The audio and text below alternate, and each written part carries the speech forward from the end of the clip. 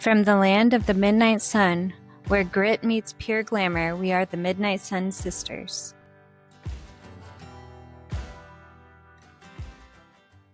I am here with author and homesteader Mary Lovel, and I'm here also with her daughter, Michele Finley. Mary and Michele, I'm so excited to be here with you guys today. This is such a pleasure. I found out about your books, Mary, from my cousin who bought them on the railroad when she went on the railroad to Fairbanks. And What she was did like, they buy?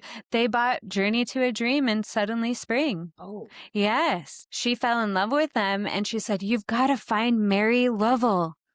And I did some snooping on Facebook and I saw that, Michele, you were a mutual friend with Mary. And I was like, okay, let me dig a little deeper. And then I found out that she was your mom, Michele. And I was like, okay, this might work out. So here we are today, and I'm so excited. So, Mary, can you tell us where you are originally from? yeah, California.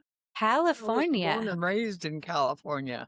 Oh, wow. Okay. I got married and had my children in California. You had me anyway. Yeah. Oh, in California? You were born I in was California? born in La Mesa, and then when I was 7 months old, we moved to Missouri to be close to my grandpa. My dad's dad was dying from a brain tumor, so they moved down there. Oh, wow. Okay. And the rest of the kids were born in Missouri. Okay. So Clyde, your husband, Mary, is he originally from Missouri? Yeah. Okay. So how did you meet in California? What was the connection with California? You want me to tell the story? Yeah. Yeah, how you I met? don't remember how we met. This is Oh. one of my favorite stories that Mom has told me growing up, and it's so romantic. My dad got out of the Air Force. Now, my dad's 8 years older than my mom. Okay. He was discharged out of the Air Force from Germany, and his brother lived in California. He was in the Navy, so he went to live with him for a little while. Okay. And to make a living, he was fixing cars for his brother and, paying for his keep. Okay. And my mom was riding horses with her friend Joni. She had horses, 2 horses. And her friend Joni, who's my godmother, they were out riding horses. And Joni said, "Oh, you have got to meet this guy. He's so cute and you'll like him. I know you will." And Mom said, "Oh, all right." And so they're getting ready to go home. And she said, "Oh, it's right over here. Let's go see him." He was under the car fixing his brother's car, and he's covered with oil from head to toe. And she had just fallen off her horse, so she had grass and gravel and blood on Oh, gee. We were real glamorous. He rolls out from under the car, and she's like, "Hi," and it was like love at first sight. Oh. Not really, but sort of. And so they were dating for a while, and then Dad said, "It's my birthday today." And she says, "Oh, it's my birthday too." And he says, "Well, how old are you?" And she said, 17. And he goes, "Oh my God, I'm going to get arrested." He fell in love with her, really and truly. So they dated, and at her senior prom, and it was at the Hotel del Coronado in the big ballroom. I mean, it's like a real tourist attraction in San Diego. And he proposed to her at the prom. Oh, my goodness. And they got married on her 18th birthday. His birthday too. They have But you have the same birthday as Clyde. June Oh my 17th, gosh. they got married on the same day, and it was their birthday, and it was the day she graduated from high school. Wow. She did not attend the ceremony. She was at church getting married. Oh my goodness, I love it so Isn't much. that just the loveliest story? It Just- is. I love it. I do too. That is so And wonderful. they were married for 70 years before Grandpa just said he finally gave it up a month after their 70th anniversary. Wow. He was 96. That is amazing. Pretty good man. Yeah. He was a good man. Oh, I love it. Mhm. So you guys moved to Missouri, and how long were you there before you moved to Alaska? I know in the book it says 1962, or was it 3? Okay, 1963. I knew that it was in the early 60s. So how long, and you were 8 years old when you moved to Alaska, correct? Mhm. So that was about 8 years that you were in Missouri? Mhm. Okay. And what was life in Missouri like? Were you guys farmers at all? His parents lived Uh-huh. in Missouri. His father had died Years before. Yeah. a couple of years before, yeah. Oh, okay. And that's why we were I didn't like it. Yeah. Oh, you It didn't like was, it? yeah, the weather was not. It was Yeah. hot and muggy, and you felt sticky no matter, even just got out of the shower, you felt sticky all over. Never could. I did anyway. I just couldn't get. Yeah. Kind of pretty humid. Mhm. Yeah. Oh, man. That sounds really Lots of uncomfortable. snakes and spiders and yucky things. Alaska's a much better place to live. Yes, for sure. But- Because of that reason, definitely. Or, Well, one of the reasons. So Mom anyways. had me in California, and then Buddy came along, and then Debbie came along, then Danny, and then Lisa. And Danny passed away when he was 6 weeks old. He was a SIDS baby. And I was 6 when that happened. And then Dad worked for McDonnell Douglas, and he worked on the Gemini space capsule, which is my really cool. goodness. Yeah, he worked for that. And he was out of the Air Force, and he worked as a parts manager for them. Okay. So that was kind of one of the neat things of our history. And then when he told Mom, this is the story she told me. When he told Mom he wanted to move to Alaska, she said, "You're out of your mind. I don't want to live in an igloo." And so, California girl. Yeah, no I kidding. didn't know there were as many people or houses or Yeah. anything up here. I And just that's thought, what Grandma Lovell said. She said, "You're taking my grandchildren to die in Alaska." She was so Yeah, upset. She was so really. upset. Oh, man. Then she came up to visit with us after a while, and she came back almost every year. Oh, I love it. Yeah, She there's loved it once she came and saw that it was actually a place she could live. yeah, it's probably reassuring for a grandmother to know that her grandkids and her children, Clyde and you, Mary, that you're okay. Like Yeah. it's a livable place. It's not somewhere that's freezing all year round. We do have some nice summers for sure. Like today. Yes, and I can only imagine what it's like in Sherman because it's in a valley, it sounds like from the book. It's beautiful there. When did you guys make the transition to Alaska? And can you go through some of the Alcan with me? I know that it's mentioned in the book. You described it so detailed. I want to get like a sense of it. Like, how could you describe it, Michele? What's the most memorable thing about the homestead that you Or the about drive? the drive up the Alcan that you remember, Mom? Constant dust. Yes. Constant dust. Because it wasn't paved. No. The Alcan was not Alcan paved. was not paved. My first time on the Alcan was 2010, and it was paved. It's still, a terrible road, but I can't imagine it being dirt. It was it was Oh, and when we got to Alaska and finally started unpacking the trailer, there was just dust in everything. That's what I remember. Our bunk beds that we had in the trailer, we had to take the mattresses outside and beat them. oh man. It's really bad. Well, the part that really got me was something was going on with the trailer. It was swaying or something, and it was just your dad in the brakes were out. Out. Trailer was trying to go faster than the truck, and he was trying to tell us about it, and nobody knew. I mean, we weren't able to communicate for some reason. We had walkie-talkies from the front to the back, but he couldn't take his hands off the wheel to let us know what was going on.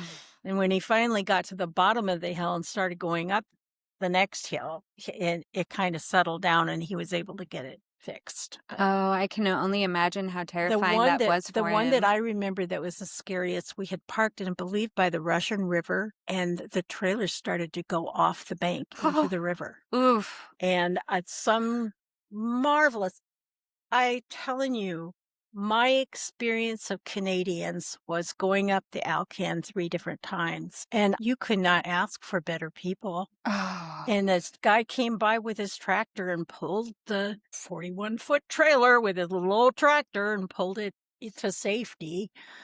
so it wouldn't pull the whole truck and all of us with it. Yeah, no It's just kidding. amazing. And then, of course, 11 axle breaks and 31 blowouts, and I don't even know what all. I don't even remember all the numbers that are in this book anymore. But we had a lot of tribulation along the way, but I don't remember that as being troublesome. It was just, I were too remember busy. it as being joyful and a grand adventure. That's what it was for me. I'm That's the awesome. oldest, so Might as well been joyful because we're not going to turn around and go back. nope. Oh, that's awesome. Well, I'm sure Mary, you and Clyde were good at keeping the stress level down because you didn't want the kids to be, anxious or nervous about what was going on. Well, we tried our best. Yeah, for sure. We had the kids playing games and all kinds of things we could think of to do because we stopped so often. Yeah. Well, it took 28 days. When my husband and Oh, I my drove up the Alcan, goodness. it took 9. Oh, such a difference, Yeah. isn't it? And Michelle, it sounds like from the book, I've read that you and Buddy were a lot of help too. I think so. And- When we did get to the homestead, we were a lot more help. Mm-hmm. But coming up the Alcan, it was just a matter of playing with the baby and things like that. We weren't really. I mean, what can a 9-year-old and a 7-year-old do? But we did stop a lot. One of the highlights was stopping at Laird Hot Springs. Oh, And I remember that was so much fun because we got to go all the way in the water and get all the way wet, and it was clean. And we got clean in the hot, hot water. And you can't do that when you're camping out. oh yes. It's a long trip. Oh, man. So when did you guys finally hit pavement? Do you remember that at all? Or was there Well, any pavement I at think that? Toke, Okay. Glen Highway, Glen coming Highway, in from Toke. And it was terrible. It was worse because of frost heaves. Oh, So it was sure. worse, and It it was. still is. Yes, it is still really. Yeah, it's just really, you can't help it because there's You gotta glaciers all slow over. down and take the bumps. And, Yeah. Oh, yeah. That was the hardest part of every one of the trips, was when we hit Alaska and the roads were just broken up by the frost heaves. Yeah, I get that. So after your adventure on the Alcan, you settled in Anchorage for a short time. It sounds like about 15 months. Yeah, we got here in May of 1963, and we moved to the homestead in September of 1964. Okay. So, And you were in a trailer park in Spenard area. yeah. Okay. Right. Wow. I think part of the Spenard Acres Trailer Park is still there. Yeah. I haven't been able to find it, though, but I think it's still there. It Oh, hasn't gone all to wow. subdivisions. Oh, interesting. I haven't, not terribly fond of it, but Yeah. just was interested in going and seeing what was still there. Well, there's the sense of nostalgia. Like, Yeah. I love to go to the home that I grew up in when I'm in Nome, because I'm originally from Nome, and it's fun to go to Yeah. see, like, oh, that's where I lived until I Are was you 5. actually from Nome? I'm from Nome. Ooh. My mom and my sister live there, and so there's always a reason to go back. I've been Well, to the we'll use you as our connection to sell the nonfiction books. There we go. Well, and I need to find these books too. Yeah. But I want to cover the earthquake a little bit too, because the history of that earthquake, a 9.2 earthquake, that is insane. Yeah. And Yes, it is. I mean, I went through what was it, a 7.2, the 2018 earthquake. I'm sure that did not compare. Not quite. Can you describe your experience with that, the earthquake? Do you remember it? We're shaking a lot. So I was living in the trailer. We were in the trailer. Yeah. And what I thought was, I think I was inside I think we were all inside the trailer Everybody at the except time. Dad and Dad. Yeah. I thought it had come loose and was rolling somewhere. It was bumping and just, it was really bad. And I didn't know, we didn't know what to do at the time. Look out the window and we're moving somewhere, just Yeah. Didn't know whether we were rolling free roll or not. There weren't any bad hills or anything right there. Yeah, We were nearby. outside of Anchorage area at the In the Spinard in acres, Spinard area, yeah. So yeah, that was scary as hell. Oh, I can only I imagine. think the earthquake lasted 5.5 minutes, Oh, and it felt like half an hour. Oh, it did. And I remember because it started shaking, and my sister and I were on the couch, and Mom was at the stove we had. And I remember this distinctly. There was cornbread in a skillet on top of the stove and beans. It was Good Friday. She was fixing dinner, and the trailer started shaking, and Mom looked around, grabbed the baby. The youngest was on the floor, rolling around laughing. oh my It was just goodness. really funny. And Mom scooped her up and jumped on the couch next to us and went, "Oh my God, we're being bombed by the Japanese." Oh, Because that was a really big thing in the 60s. And it was loud. It it- sounded more not just like a locomotive was going through the trailer. oh Yeah. my gosh. And so this was going on, and the trailer is shaking. The baby's just hysterically laughing. She thought it was great.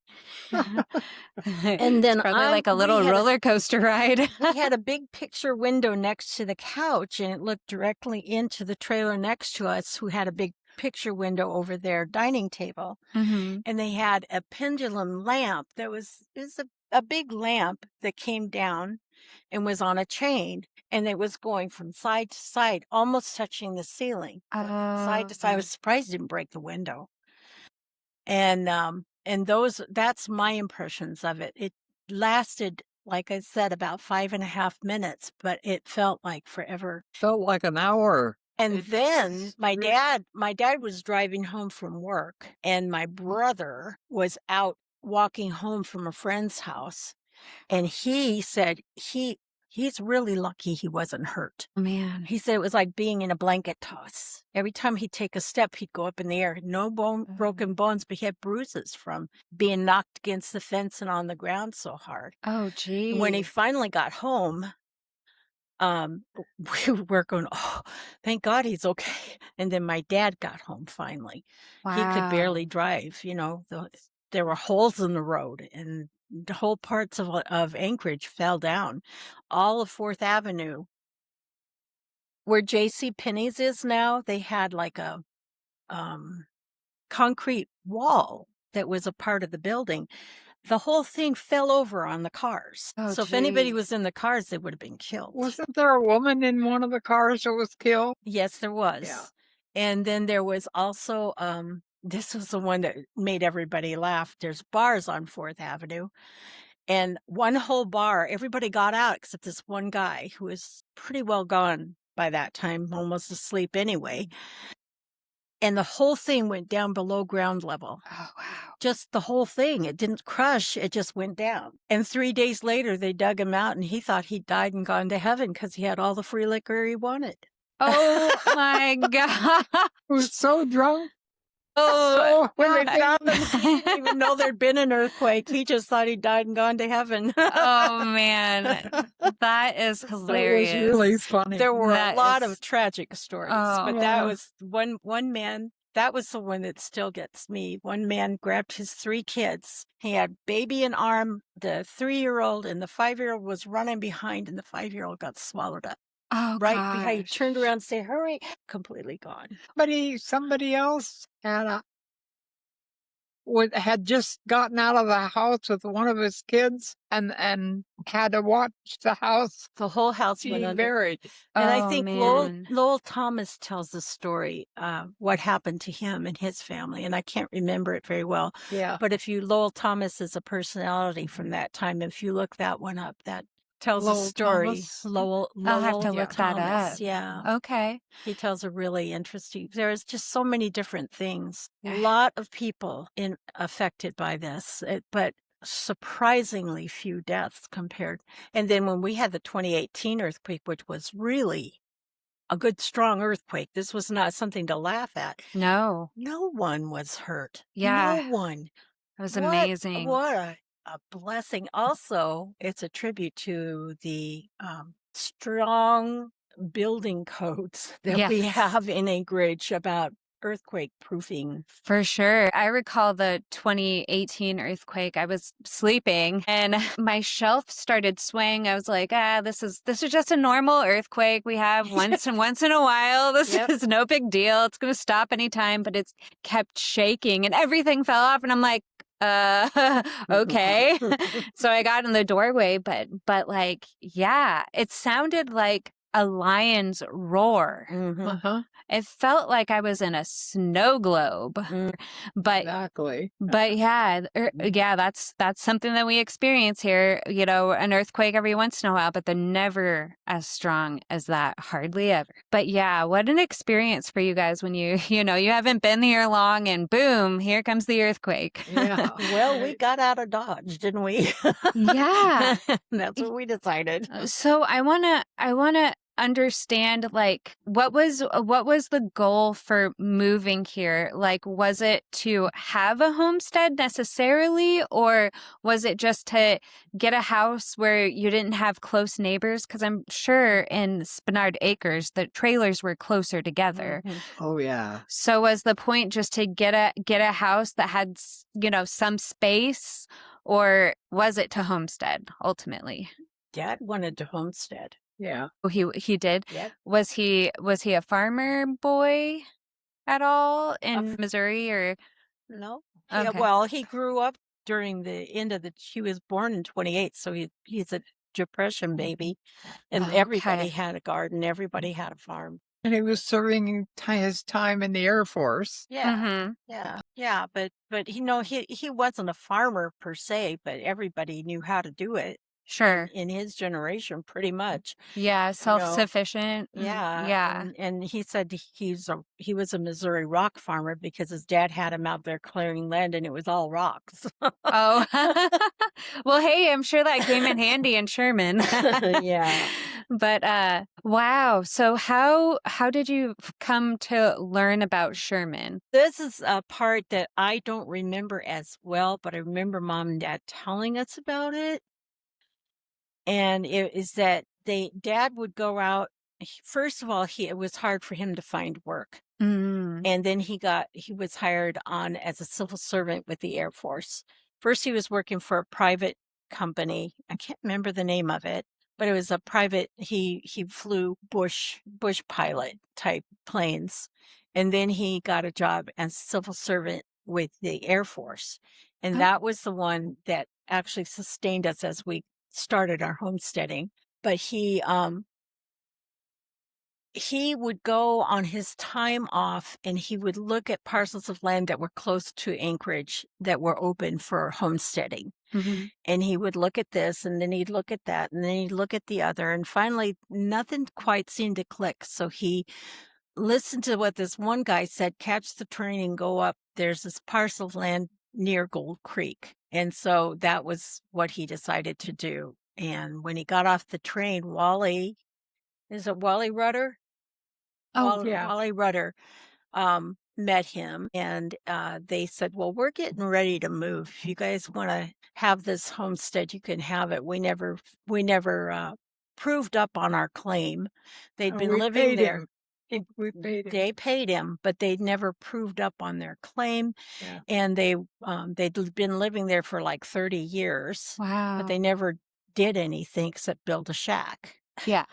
2-room shack. And so Dad said, well, let me take a look at it. He said, yeah, we'll even throw in a dog. And he gave us Teddy Bear. There's a picture of him in the book. Yeah.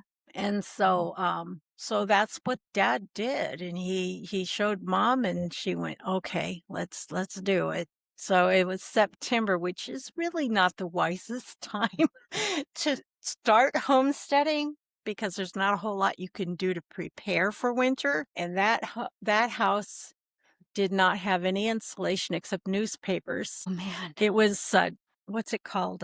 Dove. What is that called? Where the 2 pieces of wood fit together.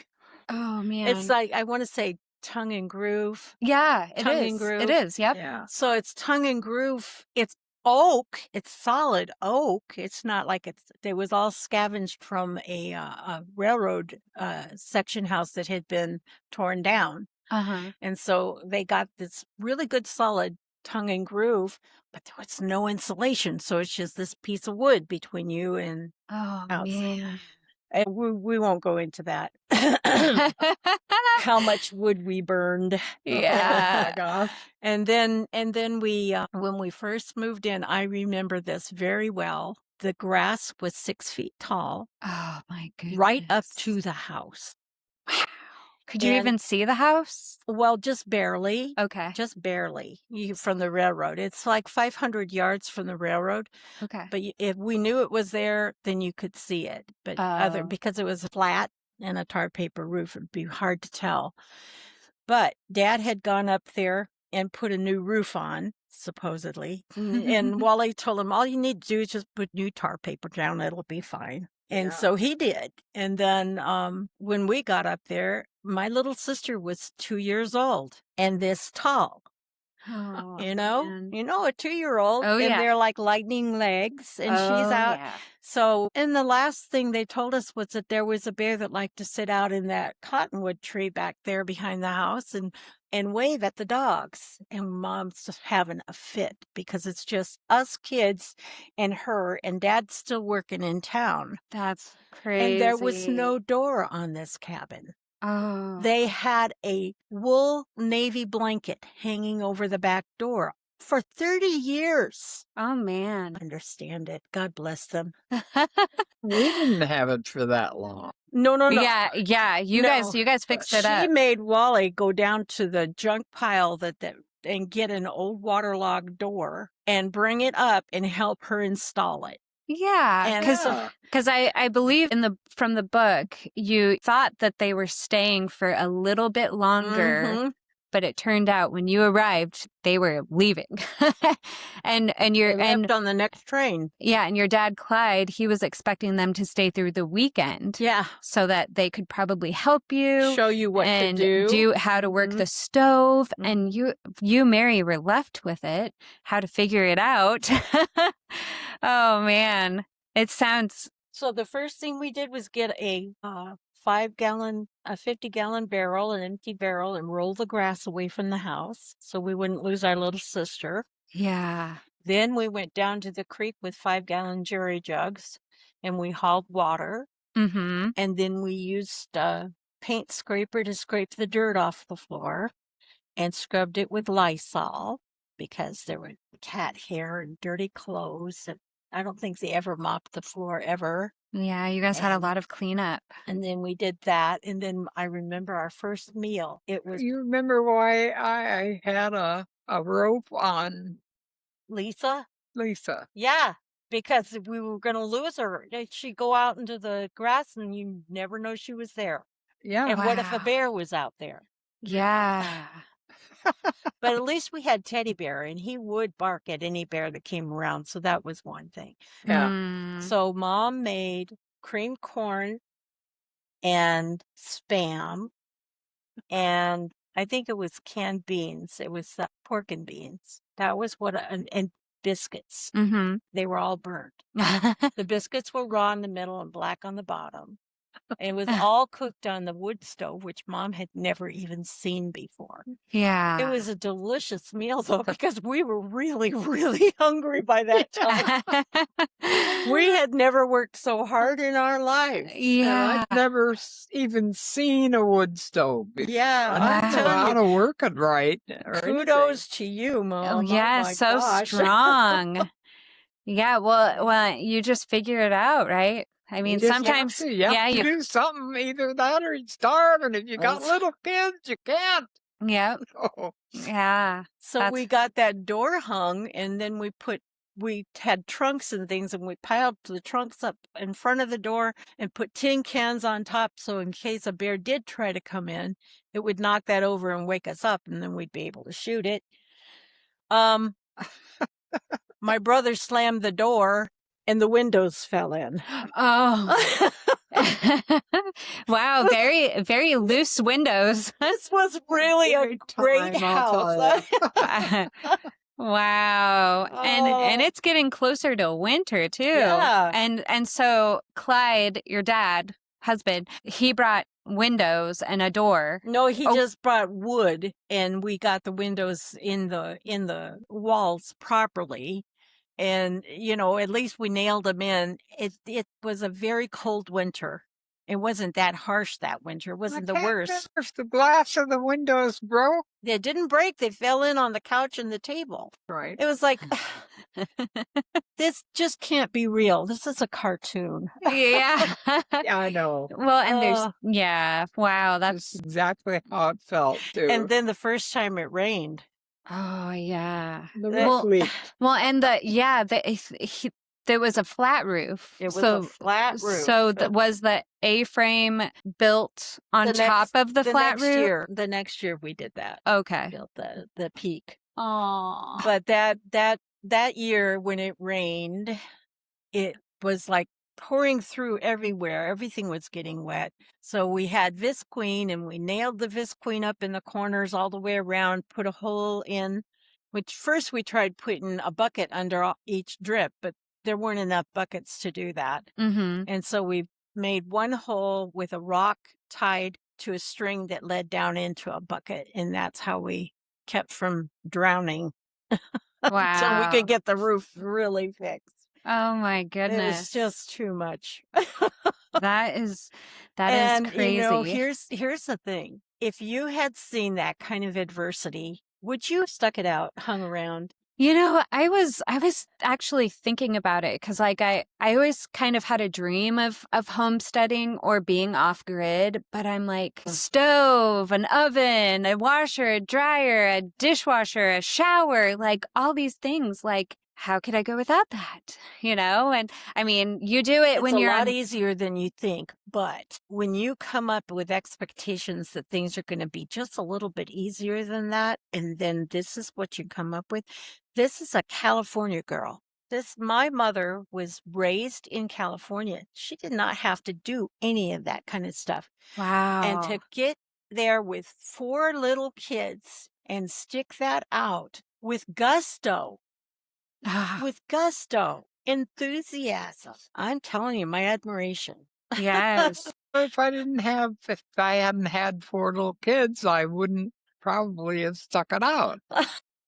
Where's your motivation? Yeah. Yeah. Okay. What was I going to do with you? True story. Oh man, that's just amazing. So strong. And like the closest neighbors that you had were in Gold Creek, right? Yeah. There was Mabel and Lewis was Yeah. his name. Okay, Louis, and they had kids, correct? Yeah, they had 2 little boys. Yeah. And like, so were they of any help during that time when you were? Oh, yeah. That I'm telling you, because mom and dad were teachable. Mm, We were chichacos. We were really greenhorns. We didn't know beans about anything. But because we were teachable, they were willing to give us a hand. There was another set of neighbors that were up there who thought they knew everything. Their house actually fell into the creek. Oh, oh no. I found out from Melody that it fell into the creek. Anyway, people told them not to build it there, and they built it there. It's Oh, interesting. gee. Anyway, but they knew it all, and so nobody tried to help them, because what do you do with that? Yeah. But we were really, really willing to learn whatever needed to be done. So they were really, really helpful. Oh. And Mabel would bring the little boys down so we would have somebody to play with. And then she taught mom how to knit. And she made the big old lined sweaters, and how to knit hats, and how to knit gloves, and how to knit socks. Well, that's a very, Yeah. very important skill for Yeah. living in, For sure. remote Alaska. And where to buy the good, thick wool Right. Yeah. yarn. Yeah. So that was warm, I didn't know anything about How to Yes. can. how to can. I remember her Oh. teaching us how to can salmon Oh. in the tin cans. Get the little thing and seal them up and put them in the. My mom sent me a can sealer. Oh, for okay. tin cans. Mm-hmm. And 'cause she thought we had to have it. We did. Well, I'm Yeah. sure that came very in handy. I read just today in the book that if you render bear fat properly, Mhm. it's good shortening for Yeah. pastries and It is. baking. Ah, I've Mm. never heard of that. I had texted my mom this morning and I told her about it. And I was like, next bear hunt. Other parts of the world that have bears Mhm. consider bear fat to be more valuable than gold because Wow. it has a healing properties Oh. that other fat doesn't. And I mean, if you render pork fat, you get lard. Mhm. If you render beef fat, you get tallow. If you render moose fat, you get tallow. Okay. And so, but bear fat can be used on wounds, and it's something, if you eat it, it helps with parasites. Wow. Just a whole nother layer. You go, what is her name? Barbara O'Neill, who is vegetarian. She has a lot of things about castor oil and things like that. But if you go and look up bear tallow Uh-huh. or bear lard, bears are related to pigs more than they are to beef. But if you look it up and then just see what it has to say, it's like magic. Wow. I And should do I that. tell you, you have to be really, really careful if you're making lard to use to eat Uh-huh. that from bear fat. Uh-huh. Really careful. You have to make sure it's washed right, dried right, not sitting around somewhere doing nothing, you know. Sure. You have to really take care of it, and it's a Yeah. pain in the ass. Well, you have to wet render it, and it takes about 5 or 6 times through Yeah. before you're done with the rendering, and you make sure there's absolutely no impurities of any kind, and it is a time-consuming thing, but once it's done, Yeah. and then it's shelf stable. You don't even have to refrigerate it or anything. Oh, so you guys like canned lard. that too. But you can can it, Mm-hmm. and you'll keep it forever. Wow, that's Yeah, amazing. it is. It's quite a process. It sounds like But it. and you don't want to burn it. It has to be done exactly light, melt it, We found different. yeah. It's really people. interesting. Becoming self-sustaining is really interesting. Yeah, it is. That And it is is. a lot of work. Oh, Lot. I can only You imagine. have to be really willing. There's no time to sit and scroll. Sure. Like these days, I get that. No time to sit and scroll. Yeah. There is time to read. Sure. And that was the thing for us. We did not have TV. We didn't have electricity. We used first it was kerosene, then it was butane, then it was propane lamps. Wow. And we read. Every month we get 30 books from the school system because we were homeschooled from the state, whatever correspondence programs. Was it through an Anchorage school district or Valley? Through the state of Alaska. Through the state of Through the state Alaska? of Alaska. Yeah. Okay. And the state of Alaska in Juneau, they would send us library books. They would send us 30 library books every month in a big box. It's like Christmas to open up the library box when it got here. And it was all kinds of books, all kinds, biographies and nonfiction and fiction, and just really interesting. And then usually if we ordered a book by title, if we saw the title somewhere and wanted that book, we could get it from them Yeah. because they Oh, had it. But otherwise, we just had to take whatever we got. sure. Sure. And That then, makes of course, sense. when we had books by correspondence that were required reading, they would send it to us with the curriculum. Mm. So we had a set of World Book encyclopedias and a Thorndike dictionary, and we had those things for years and years. But when we finally got finished with homeschooling, they told us to just keep it because we'd pretty well worn them out.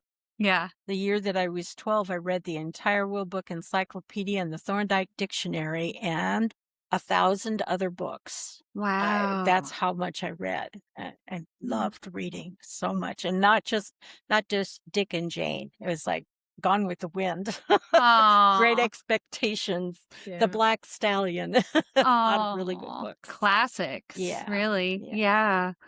Wow. And so, Well, we didn't have TV in those days, yeah. not at all. Well, with having, you didn't have power out there, correct? So that would have been tough luck. Yeah. Unless it was battery operated. But, living out there, We had a it's battery operated radio that okay. would allow us to receive the north winds. Oh, that's right. That We was in the we book. could Yep. receive the north winds, but we couldn't send anything unless we went up to Gold Creek and used the phone to Okay. send something. But we didn't have any way of communicating other than that for a long time. We did finally get a party line, but I can't even remember when. That was like 3 or 4 years before I left home. We didn't have a phone for My very long. goodness. Yeah. Wow. So what was like your idea of fun growing up in Sherman, Michelle? Like what did you do for fun? In the summertime, we were working all the time. We were weeding the garden, planting the garden, weeding the garden, um, canning things as they came into. We were picking berries. We were fixing the water holes so it would be ready for winter. Cutting wood, stacking wood, bringing it in, or stacking it so that we could pick it up in the winter with the dogs and haul it. Um, Yeah. How but many dogs did we have? we had 8 altogether. 8. Yeah. And then, my brother and my dad did a lot of mechanical work. I never got interested in doing that. I don't Okay. know if my sisters did, but I know I didn't have much interest in fixing things. I could hand them tools, but I wasn't interested in messing with it. But I liked, like I said, I read the encyclopedia, so I learned how to do calligraphy from reading an encyclopedia. Oh my I learned how to goodness. weave grass from reading an encyclopedia. I learned how to make grass mats that you Wow. could sleep on, things like that. I mean, it just, whatever caught my interest, I learned how to do it from that. So Wow. you can learn a lot of stuff from an World Book Encyclopedia. I highly recommend. Who needs electricity? Don't need the internet. In fact, I told a friend of mine, I don't need the internet. I don't need Google. I got my dad. He's 96 years old. He knows everything. Oh, I That's love pretty close to it. it. I love it. And so tell us, what is the closest hospital? And was there a time where somebody got hurt or anything and needed to be transported to a hospital? What did you do for wound care if you could stay and not have to go to a hospital? My little sister fell down the stairs Christmas morning. Can't remember how old she was. I think she was 7 or 8. Yeah. And We're in there. she ripped open a butt cheek Oh gosh. we had a bullet loading press. Mm. And she should not have been able to hit that, but somehow or another she twisted when she fell and landed, ripped her behind open right there. Oh gee. And I think I was always meant to be a nurse. It's been 50 years this year Oh, since I became a nurse. Anyway, so I washed it out. And what did I put on it? I don't remember, but I covered it up with a thing and we got on the radio or the TV. party line, got on the party line and it was winter. It was oh gee. Christmas. Had been snowing. The snowplow was coming through and they stopped and picked up Lisa and Mom and took them into Talkeetna, no, into Wasilla. That Okay. was the nearest hospital.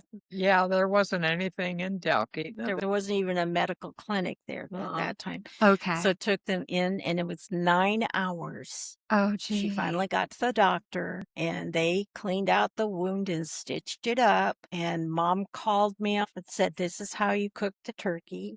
This is how Oh you my do that." goodness. And so that's what we did. Yeah. It was not a really delicious dinner. It was a lot less fun because Mom wasn't there. But Oh. that was our Christmas that year. Oh We actually Very good, I thought. yeah. Well, That was my first big meal anyway. You were just a Wow. little kid too. I then. wasn't very old. No, I wasn't. Anyway. Wow. My goodness. But that was an interesting year, and that is how it worked. Mom and Dad had a couple episodes with stroke or heart issues or something else when they were living up at the homestead by themselves. And they Oh, would call, they had a radio, and they called, and one time was by helicopter, and the rest of the times are by train. The one time wow. that Mom had a stroke, and it was like a warning shot. It went away almost before she got to the hospital. It was almost completely resolved. Wow. But that time, it was the worst windstorm of the year, of course. No Man. helicopter could go. So they were sending a train through anyway, so they stopped. I don't remember if it was a freight train or a passenger train or what.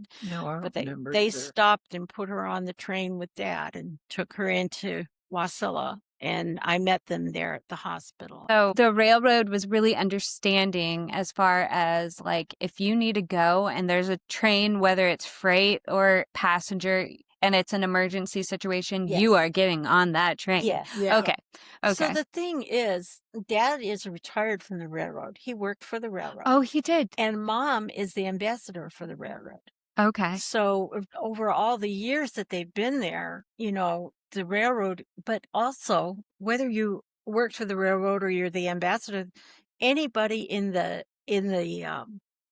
flag stop area between Hurricane and Talkeetna, that is it. Mm, That is a flag stop train. okay. It doesn't matter if it's the Princess. Mm-hmm. Doesn't matter if it's the daily passenger train that goes from Anchorage to Fairbanks and then back the next day. It doesn't matter if it's a freight train. It's a flag stop. Okay. And mostly, and everybody respects that. The people who are there do not take advantage of it. I mean, they're not going to wave down a freight train because they need a ride, Mm-hmm. just because they just need a ride. It's got to be emergent. Okay. But the fact is that the railroad is very definitely a lifeline if there's a problem, and they are very much accessible. Oh, awesome. They Good. So, did you ever get visitors at the flag stop before there was tourism or anything like that? Like, did you get any like strangers that came in on ATV or snow machines? And were you Yes. like, "What are you doing here?" Not on ATV and snow machines because there's Okay. no access. Oh, There's really okay. no access unless you're a lineman for the telephone company or a lineman for the railroad. Then they do between places with snow machines. Okay. But no, because there's really no roads. Okay. There are no roads. There's really no access. But people have gotten off the train at the homestead Okay. that were not invited. And they just kind of, well, we're here and no, you are not. And there are a couple times, there was a period of time, I don't know if you remember the stories about Charles Manson. Yes. Okay, so that's a name that you can remember. Mm-hmm. One of his girls lived in Chase, which is just 15 miles north of Talkeetna. She'd run away from the law and was living up there. And I don't know if she was involved in the murders and things that had happened, but she was living there. And so there was a period of time when people would get off the train north or south of us and go up the mountain and live in teepees made out of 2x4s and black plastic and stuff like that. And then people would just get off the train and say, we're looking for land. We're from New York. Finally, my brother and my mom and I would go down to the railroad. 44, 22, 306, 306 and a 44. And pistol packing mama here would say, no, there's no land here. Get back on the train and find another place. You're not welcome here. Yeah, I mean, you'd never know what anybody's intentions no, are because or it's just motives. her alone, Yeah. and a bunch of men get off the train. No, you just get right back on that train and go on out of here. We don't need you around here. We For don't know sure. who you are. You're from New York? Maybe a gangster. Who knows? Yeah. So, Who knows? so how long did Clyde work out of town before he was completely just the homestead? He worked at the Air Force for 2 years. Yeah, When we first started homesteading, he would come home on weekends. Okay, yeah. And then he got a job with the railroad, because railroad at the time was civil service also. Oh, okay. It was a federal railroad. And then, he worked out of Gold Creek for most of the time. Then he got a job as a foreman.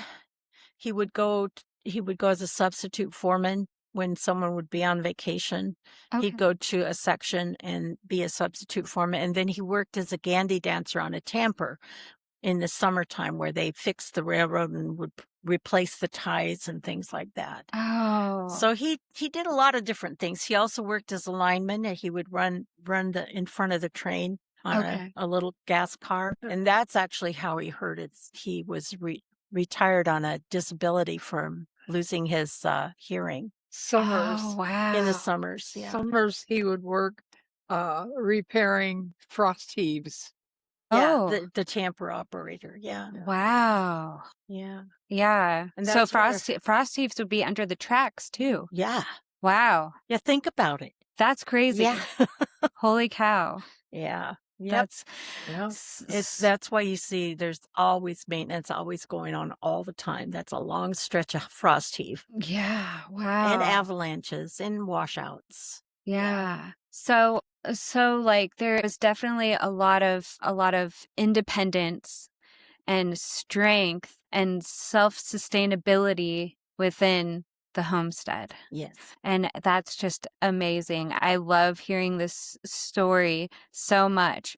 Did you also, besides vegetables, was it just vegetables, or was there any opportunity for pigs or chickens or anything? We raised rabbits. Oh, rabbits. For 2 years. Yeah.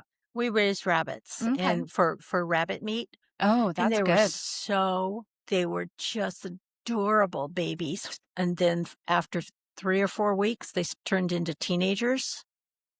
And by the time they were ready to be harvested, we were pretty glad to be done with Oh, them. yeah. Yeah. I think the only reason most teenagers survive is because they grow out of it. But the mama rabbits and the daddy rabbit were our pets, and when it came time to get rid of them, we had to give the meat away. Okay. We couldn't. Yeah. Yeah, that's a lot to handle there. Sugar daddy and cinnamon and ginger and nutmeg. Those were our 3 mamas. And Sugar was so funny. he had pink eyes. He was so Pink cute. eyes. pink eyes, and he was pure white all over. Wow. And he would wasn't when he was next to a doe that was in heat, My he goodness. would raise up his hind His hind leg and thumps. leg and go wee bang, wee bang. Thought he was going to break the cage. Oh, man. So funny. Just Wow. We had quite a bit of meat from just those 3 does, because I think we got 3 batches of kits through from early spring until fall. We Uh-huh. would get 3 batches of kits, and that'd be enough to keep us going for a while. That's the does awesome. would have a couple of bunches of babies, and Uh-huh. when they were done with that, we ate them. Not the That's- babies, the does. Yeah, Rabbits don't make good pets. They Yeah. really- So you've got your kids and you've got the vegetable garden. I mean, I'm sure it's pretty big garden out there. it was 5 acres. 5 right, Mom? acres. It was 5 acres of truck garden and 5 acres of potatoes. Yeah. Oh, wow. Probably. Yeah. Yeah. Yeah, the whole south edge of the homestead that was cleared was potatoes, and we sold them. We sold some, but we stored most of them, and we harvested all of them by hand. Oh yeah. Dried them and hauled them in gunny sacks, put them where they were in the root cellar.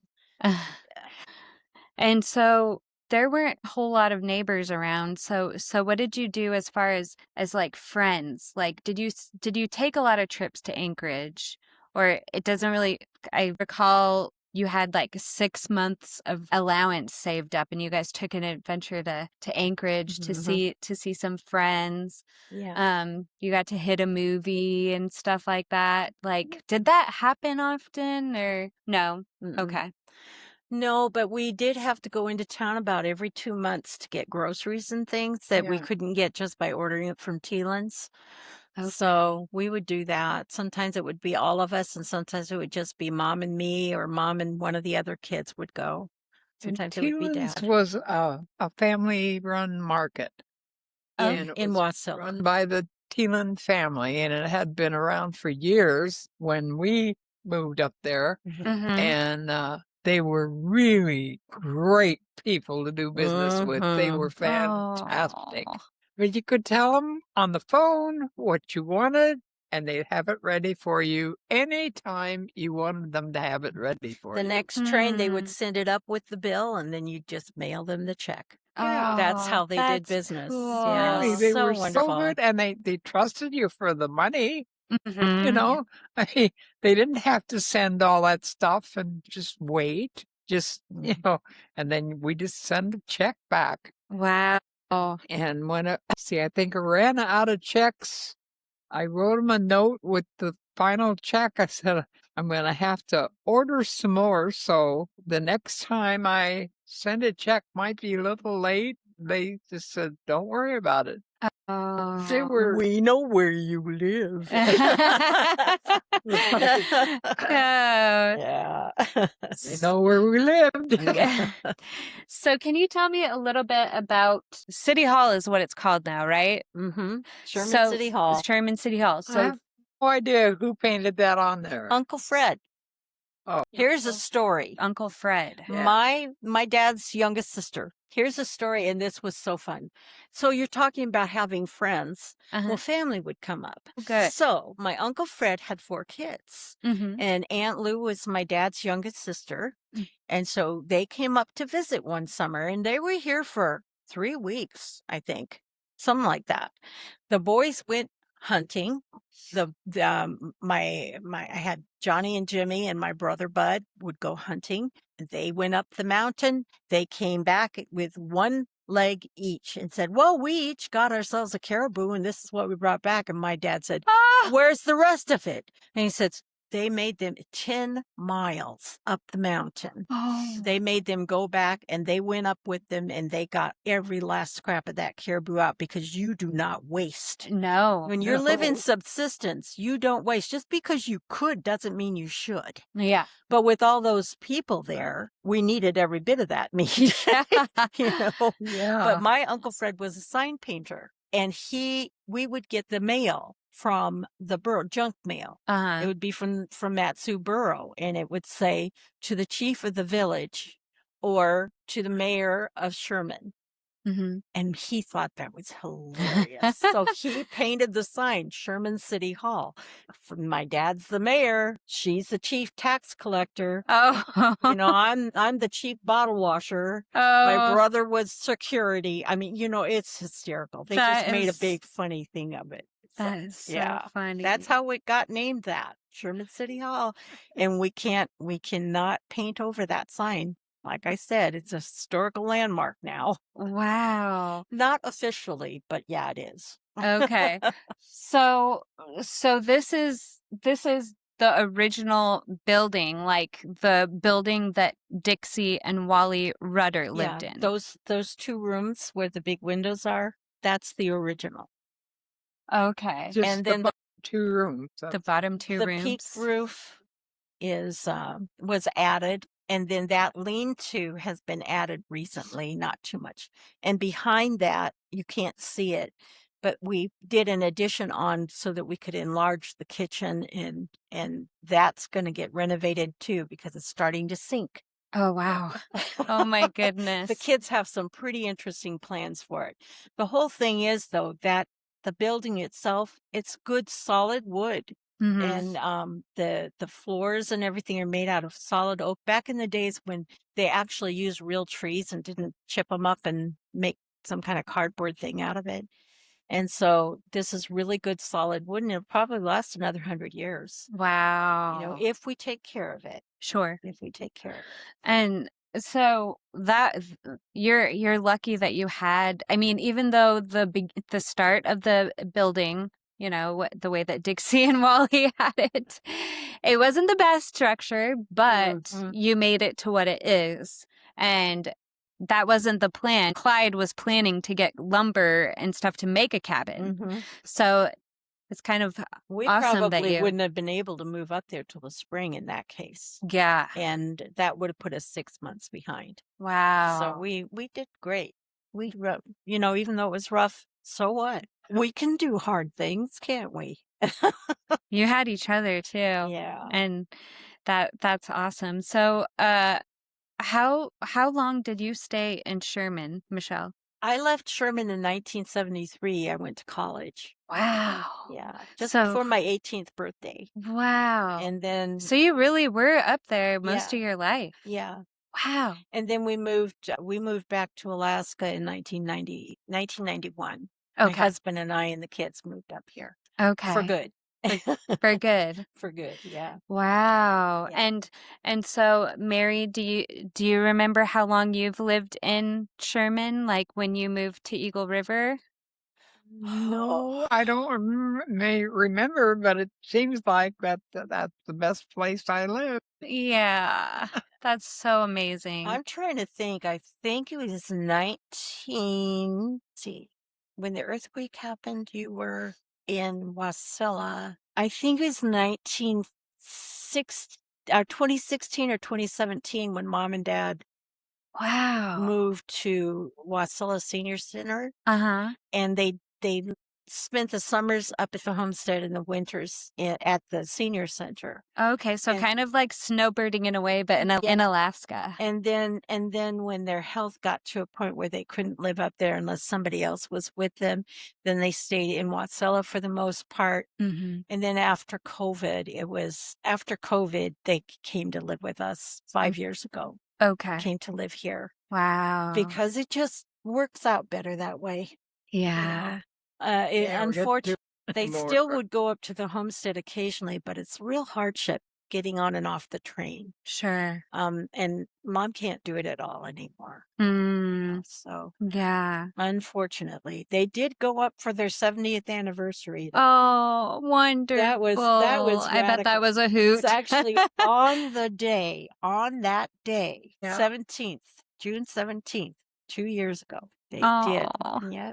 So, did your family have that whole train to yourselves? Like, I imagine that was a We big didn't, party. But boy, we were partying. We had family Oh. from out of state, and it just was all of our family and friends, a couple of priests, a deacon, a Lutheran minister. Everybody got off the train and we had a party. We were burying my uncle, her youngest brother. We were burying his remains. And his wife came up and she was here. Oh. And it was just such a joyous occasion for everybody. And even he was my baby uncle. He's 7 months younger than me. Wow. And I just forgot what he died of. I think it was all COVID related because he had gotten COVID too. Oh, And he already had heart issues and a bunch of other things. And it just he ended up going to the hospital. And Mary was with him, but it was like after he had COVID and what do they say, long COVID? Mm-hmm. It's not contagious anymore, but it has ongoing effects. So that was, yeah. He was a pretty swell guy. Oh. And like another brother for me. I loved him. Oh. I'm glad you were up there to celebrate your 70th The last birthday. time Mom's been on the train was last summer when what's his name? Warren Redfern was celebrating his 50th year working for the railroad. And he was the guy who made the hurricane turn famous. He would publicize it, and so many tourists started coming on the train, and he would tell all these wonderful stories.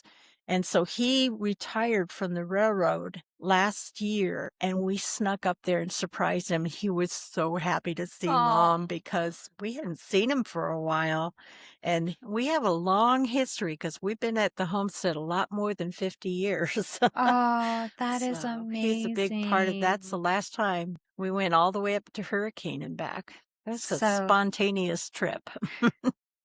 It was fun. Could Yeah. you It's a good thing if you got visitors from out of state the hurricane to train? take the hurricane train up to Hurricane and back down the same day. It takes up the whole day. Yeah, Okay. it's a great day trip. Yeah. Oh, Need to bring your own food. Oh, okay. yeah. Food and beverages, and they have water on the train. And sometimes now, I don't know if they still do this or not. Mary Sprague is the one who supervises the train now, but I don't know if they still have snacks and things that you can buy on Okay. an honor system. But he always did more and always did. He'd have coffee and soda and chips and stuff. But if you want to have a meal on that 6-hour trip, you'd better bring it yourself. Okay. So That's good to yeah. know. Yeah, for Yeah, but it's anybody that's listening. It's a really, I highly recommend it. It's not terribly expensive, and it's a really great way to see Alaska. Mm, It's beautiful, really beautiful. yeah. And you get up in a couple of different places on a day like this, you can see Denali in all its splendor. And I'll tell you what, that'll take your breath away. Yes. It will take your breath away. Did you have a good view of it From the homestead, from the homestead? up the mountain. Okay. You have to go up the mountain because we're in the valley between the Talkeetna Oh, and yes, the Alaska that's Ranges. the valley. Yeah. We're in the valley, but you go up the mountain and you sure can. Mm. Yeah, that was the Aw. first time I became aware of God. I think I was 14 and laid down to rest. We'd been peeling logs to build a cabin up there, and I laid down to rest, and I was looking down through my feet, and there was Denali just rising up, and like, oh my goodness, only God could make that. Whoa. Oh. Whew, gives me goosebumps even still. Aw. So beautiful. I love this. Now, so I did a little bit of researching on Facebook. So I found that you guys do have a page, Sherman, Sherman City Hall. And so I'm following that. And so you've got some family that are still up there farming Yes. or planting Yeah. the garden still. Now, So here's what happened. The grandkids started asking questions, and Mom and Dad were living here with me, and the grandkids started asking questions. What's going to happen to the homestead? Grandma and Grandpa can't live there anymore. What's going to happen to it? And we said, well, my sisters are not able. Mhm. My brother is not able. We've all grown old. We have disabilities and different issues going on. And I can't because I'm caring for my mom. Yeah. I've been a geriatric nurse for 50 years, so I can do this. That's why God let me be a nurse for so long, so I can be with my mom. Aw. Anyway, so And I'm going to die one of these days. Hmm. We Not all a- do. not anytime soon, Ma. Well, But the kids all got together with Grandma. First, they brainstormed. Well, what do you want to do? These are Mom and Dad's grandkids. Mm-hmm. My brother's kids, my sister's kids, both sisters' kids, and my kids. And they all kind of live all over the place. So they did Zoom calls and FaceTime, and we all got together on conference calls. And then they came and visited Mom and Dad. And they said, well, we got these ideas, and this is what we were thinking about. And what do you think about it? And what do you want us to do with the homestead? What would you like to have happen? Hmm. And so the plan that they have instituted now at this time is Vanessa and Amanda are doing most of the lion's share of the work, the actual physical work, although all the family goes up there at different times of the year in the summer, not in the winter. And they will help. Like Nathan went up there and repaired all the machinery. He's a race car mechanic, and he knows how to do anything. He's brilliant like my brother. Hmm. And then other people donate money. Okay. And then the cousins get together at the very beginning of the summer. The girl cousins all go up there and plan out what's the schedule for the summer going to be. And Amanda and Vanessa have built a garden out of, because it's all gone fallow. It's all gone to weed and nothing.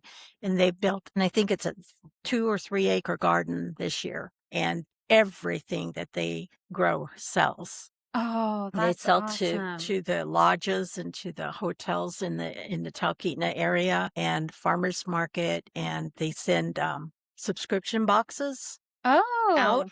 Oh, Yeah, from wow. Wasilla to Chulitna, all the way up to Chulitna. Wow. So yeah, so they are making a go of it this year. They are actually making a profit for the first time. That is So wonderful. that's one plan. And then my niece Vanessa has a degree in agriculture, and she wants to teach. She wants to do agritourism, where Oh, she teaches people how to do what she's doing, broad fork farming, which is, not using any tillers or anything for most of that garden, and how to do it in the winter. And she's got a lot of experience. So this is interesting, and it's a lot of fun, and it's a lot of hard work.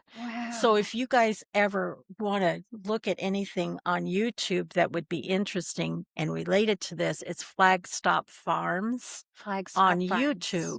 And she has a bunch of shorts that tell you how she started, how she got the water going, how she got the ground prepared, what they're this year they're putting in a root cellar. They're Oh. building a root cellar. They've dug this huge hole. Whoever knew they would be able to do that? I'm telling you, they are amazing. But Hmm. all the kids have got together and decided this is how we're going to do it. And they're donating money, and they're donating time, and they're donating their hard sweat equity. And the homestead is going on. Yeah. We've got it. You have to be so proud of your I am. grandkids. And it's what they didn't just say, well, we're going to do this. No, they came and consulted mom and dad, and they're trying to stick as close to the legacy that mom and dad had, because there is not one of them that doesn't think that mom and dad like they walk on water. Mm-hmm. They have nothing but respect and admiration for my parents, rightfully so. Yeah. I mean, that's Great love. yes, that's like I said earlier. I mean, the dedication it takes, the perseverance. I mean, gosh, you're from California and you're going in the middle of nowhere, Alaska, and having to, learn as you go. I mean, you had Abel and Louie, but like you were doing a lot on this of this on your guys' own. And Nancy Larson and Nellie Thompson. Now, where were they at? They were in Gold Creek too. Oh, okay. Nancy Larson's mom's lifelong friend, like 50 years of friends. They had little kids. I babysat their kids. Aw. And Harold, well, the Larsons were Harold Larson and his wife had a bunch of kids too. I babysit those kids. Harold used to work for the railroad. Yeah. And for a while, he was Dad's boss. Yes, he was. Because Dad was just a laborer, and that's all Right. Dad wanted to be. He didn't want the mess of having to Supervise. supervise and Oh, figure he out ended up who's doing that too. going to do this and who's going to do that, Yeah. and so forth. He didn't want that. So Well, we had friends, and then there was also Doug and Marie that were he was in the military, and they had 3 kids, and I don't know, I think Dad met them when he was working in Anchorage, and they just stayed friends with us forever. oh, And Lulu was about the same age as me. and they came up and built themselves a cabin. They came up and they visited with us, and the bridge washed out. It was the best summer we ever had. a bridge washing out. We played Monopoly for 3 days straight. I don't think we slept at all. It was so much fun. That is so cool. Like, this is part of the reason why I am doing this podcast, because I love Alaska stories first off, like how people got here and why they came here, and then like what they did as a career here, and this homestead, like it's amazing. Like you're going from self-sustainability to your grandchildren continuing, keep the farm going, the crops. Like, this is amazing. Mhm. And so the perseverance, the hard work, the dedication, everything that goes into this, to make Journey to a Dream. Mhm. Yeah. Your book, everyone, Journey to a Dream. I love the back cover. You The guys back. have got to see the cover of this book. On the back of it is my lovebird parents kissing. Yes. Kissing in the woods behind our house, by the way. Yes. And so I'm so thankful that I got to spend some time with you and go deeper into Sherman, what it was then and what it is now. And I am going to have to do that hurricane train. It's on my list of things to do. Let me know if you do it. I might just join you. There we go. That would be fun. I haven't been up there this summer, and I really, really want to. You need to. Yeah. Somebody needs to. Well, I it's can't do it happening. anymore. Just too much. Well, somebody needs to get up there and make sure those kids are behaving. Right? Yeah, right. That's funny. I love it. Well, thank you so much, Mary and Michelle, for your time. I Thank really you. appreciate it. This has been fun. Yeah. I like visiting about the homestead in the old days. That is so awesome. Thank you for listening to episode 6, Sherman City Hall with Mary Lovel and Michele Finley. To stay current on all things Sherman City Hall, as well as purchase Mary's books, please visit shermancityhall.com. You can also stay updated by following Sherman City Hall and Flagstop Farm on Facebook.